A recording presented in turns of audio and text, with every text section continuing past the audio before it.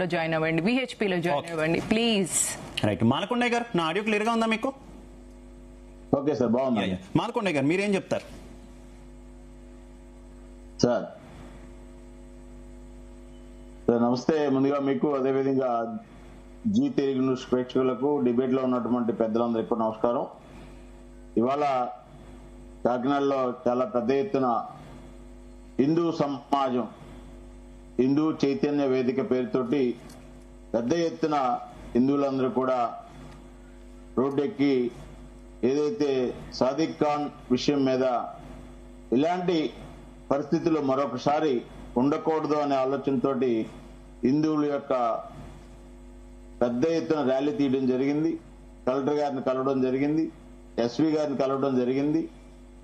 వారు ఈ సాదిక్ ఖాన్కు ఉన్నటువంటి విషయాలు, చాలా విషయాలు ఎంక్వైరీ చేస్తున్నటువంటి అధికారులు, వారికి చాలా విషయాలు వారి దృష్టికి వచ్చుంటాయి.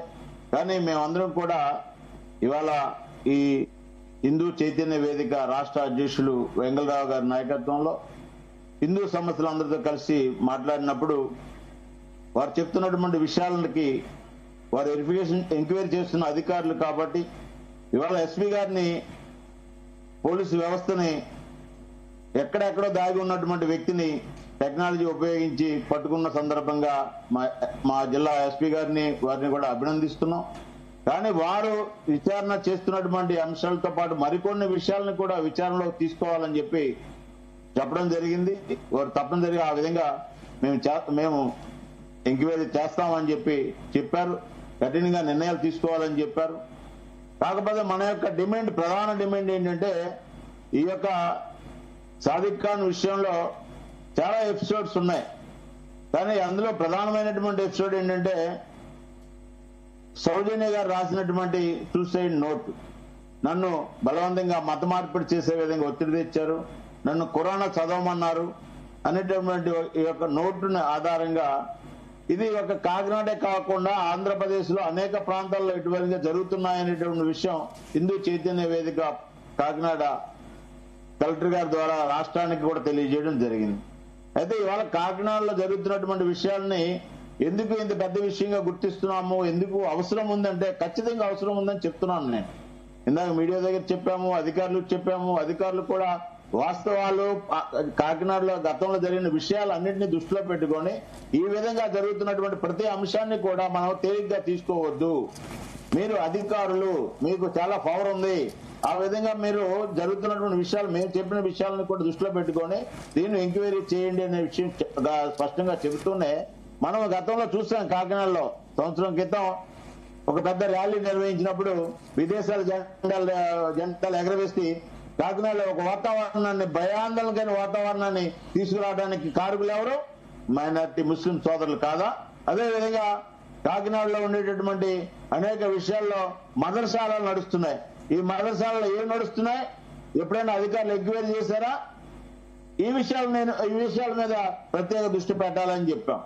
అదేవిధంగా ఇవాళ ఇక్కడ జరుగుతున్నటువంటి విషయాల మీద కాకినాడలో అనేక సందర్భాలు గుర్తు చేసుకోవాలి. మనం ఇవాళ మనకి వందే మాతరం వేదిక ఆధారంగా కాకినాడలో పాడుతుంటే, నేను వందే మాతరం పాడనని చెప్పి కాకినాడ వేదిక దిగిపోయి వెళ్లిపోయినటువంటి వ్యక్తుల యొక్క అనుచరులు కావచ్చు, వారి యొక్క వారసులు కావచ్చు, కాకినాడ నడిపోతున్న జిల్లా గ్రంథాలయానికి వారి పేరు ఉంది. అదేవిధంగా కేంద్ర ప్రభుత్వం గతంలో 2 చట్టాలు తీసుకొచ్చింది. ఆ చట్టాలని సిఏఏ, అదే ఎన్ఆర్సి, అవి ఎందుకు తీసుకొచ్చారు? దేశ భద్రత కోసం, దేశంలో ఉన్న చట్టాల కోసం, దేశంలో ప్రజలకు ఒక విధమైనటువంటి సెక్యూరిటీ ఇవ్వడం కోసం, మతాలు అనేటటువంటి లేకుండా భారతీయులుగా మనం అంతా ముందుకు వెళ్ళాలనేటటువంటి ఆలోచన కోసం. కానీ ఆ రోజుల్లో పెద్ద ఎత్తున 3 నెలలు 4 నెలలు టెంట్లేసి ఉద్యమాలు చేసి ఎన్ని ప్రాంతాల నుంచి, ఏ ప్రాంతాల నుంచి ఎవరెవరిని తీసుకొచ్చారో తెలియదు. 3 నెలలు 4 నెలలు కాకినాడలో ప్రజలందరికీ, హిందువులందరినీ కూడా భయపెట్టే విధంగా ఉద్యమాలు జరిగాయి. అధికారులు ఎవరు పట్టించుకోలేదు. వాళ్ళంతటా 3 నెలల తర్వాత వాళ్లే తీసేశారు తప్ప ఎటువంటి చర్యలు కనపడలేదు.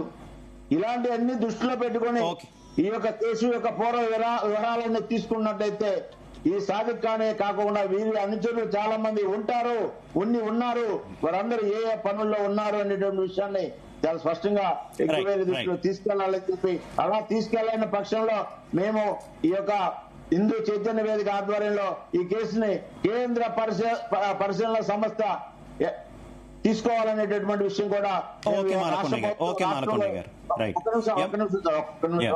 నిమిషం నేను క్లోజ్ చేస్తాను.